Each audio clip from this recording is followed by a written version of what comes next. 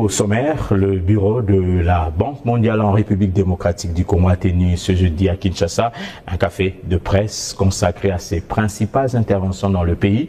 La rencontre a permis de faire le point sur l'état d'exécution du portefeuille de l'institution, marqué par des nouveaux projets et des financements additionnels. Les échanges ont également porté sur le cadre de partenariat pays et l'évolution du décaissement en cours. En 2018, on avait une épidémie à l'est de la République démocratique du Congo. Et c'est là justement qu'on avait compris qu'en fait, on ne pouvait rien faire sans travailler sur l'engagement communautaire. C'était clair et vous l'avez vu, ça s'est répété très rapidement récemment à Bunia. On a attaqué les équipes de riposte, on a refusé les mesures barrières, ainsi de suite. Donc c'est juste une répétition d'une situation déjà vécue à l'est de la République démocratique du Congo vers les années 2018.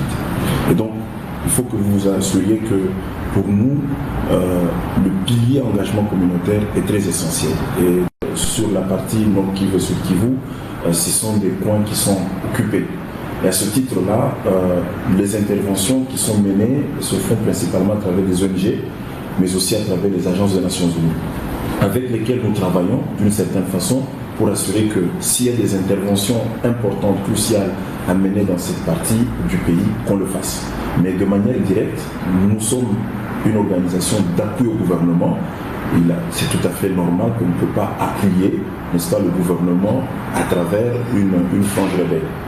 Aucune lutte de la maladie virus Ebola ne se fait uniquement par le secteur de la santé. Docteur Adamant vous l'a très bien expliqué. En fait, les autres secteurs sont impliqués dans la lutte, notamment le ministère de la Communication, la protection sociale, les affaires humanitaires, la sécurité, parce que lorsqu'on parle des groupes qui sont attaqués, des groupes de prestataires qui sont attaqués, c'est justement ce ministère-là qui doit veiller sur ça.